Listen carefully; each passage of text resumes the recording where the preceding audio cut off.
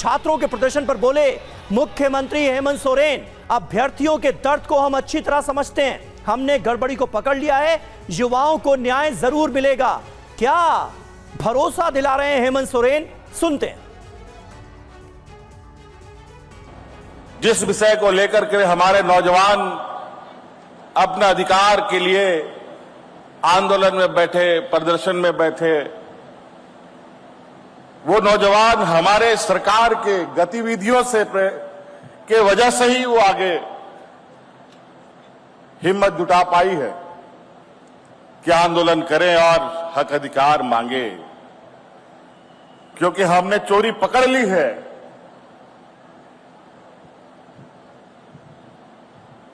और नौजवानों को न्याय भी मिलेगा और जिन्होंने गड़बड़ी की है उनको कठोर से कठोर दंड भी मिलेगा। तो शिवांग, हमने सुना जेएमएम की देखिए सरकार है, हेमंत सोरेन खुद ये बोल रहे हैं कि जो नौजवान है उनको न्याय भी मिलेगा, गड़बड़ी हमने पकड़ ली है, जो सीआईडी ने गिरफ्तारियां की है इन सबको गिनाया जा रहा है सरकार की तरफ से भी। लेकिन आप क्योंकि मार्च में मौजूद हैं, ये सब कुछ कहने के बाद, आश्वासन देने के बावजूद जो छात्र क्यों नहीं मान रहे, जरा बात करिए।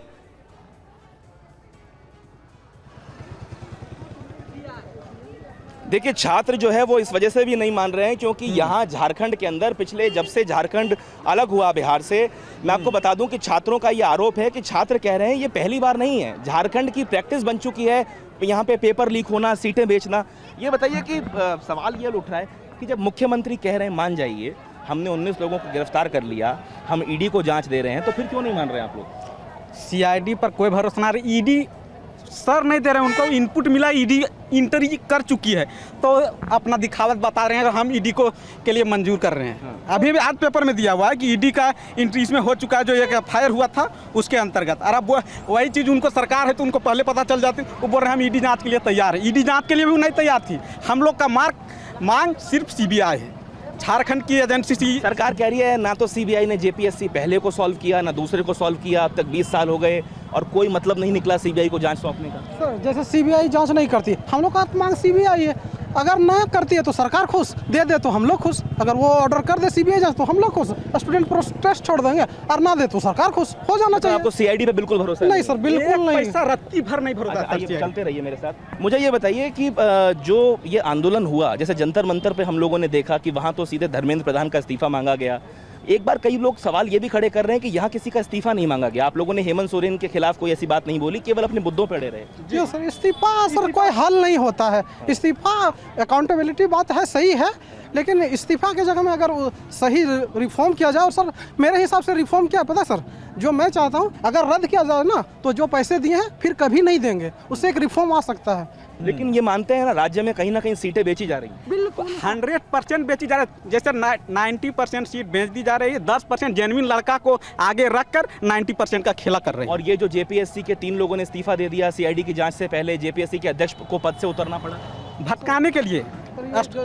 वो जंतर मंतर का जो मुद्दा था ना, यहाँ इनको दिखाना था, तो इसके लिए कार्रवाई कर रहे थे, क्योंकि यहाँ भी पहले से वायरल हो रहा था, इसके लिए इन्होंने कार्रवाई किया कि हम स्टूडेंट के साथ खड़े, जंतर मंतर के साथ खड़े, अपने स्टूडेंट के साथ ये खड़े नहीं है। तो मुझे ये बताइए कि आप लोगों के जो साथी पिछले 8 दिनों से भूखे हैं, प्यासे हैं, उनके बारे में आप लोगों ने क्या सोचा है? अगर आंदोलन जारी रहा तो उनकी तबीयत तो बहुत बिगड़ जाएगी। सर बिगड़ेगी, वो तो है, उनकी हालत बहुत बिगड़ रही, सरकार को इसमें संज्ञान लेना चाहिए।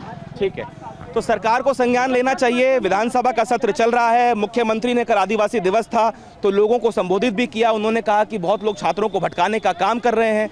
अब ये सरकार को देखना होगा कि इन छात्रों को वो किस तरीके से मनाएगी। 2 से 3 राउंड की तो बातचीत हो चुकी है, लेकिन जिस तरीके से कल प्रेस कॉन्फ्रेंस करके जो है सुदेवी कुमार जो नेता हैं यहाँ के, उन्होंने कहा, दीपिका पांडे सिंह ने कहा, उन्होंने कहा कि छात्रों से हमारी बात हो गई, लेकिन अब छात्र गतिरोध खत्म करने को तैयार नहीं है, तो इसमें सरकार अब आगे बातचीत का रास्ता कैसे निकालेगी ये आने वाला वक्त तय करेगा। बिल्कुल, और एम्बुलेंस में देवेंद्र महतो को भी हम देख पा रहे हैं, जो इतने दिनों से भूख हड़ताल पर हैं, तबीयत उनकी नासाज है, जाहिर है इतने दिनों से उन्होंने खाना नहीं खाया है, और ऐसे में इस खराब तबीयत के बावजूद भी वो इस मार्च का हिस्सा हैं और एम्बुलेंस में मौजूद हैं, वो भी मार्च करते हुए नजर आ रहे हैं।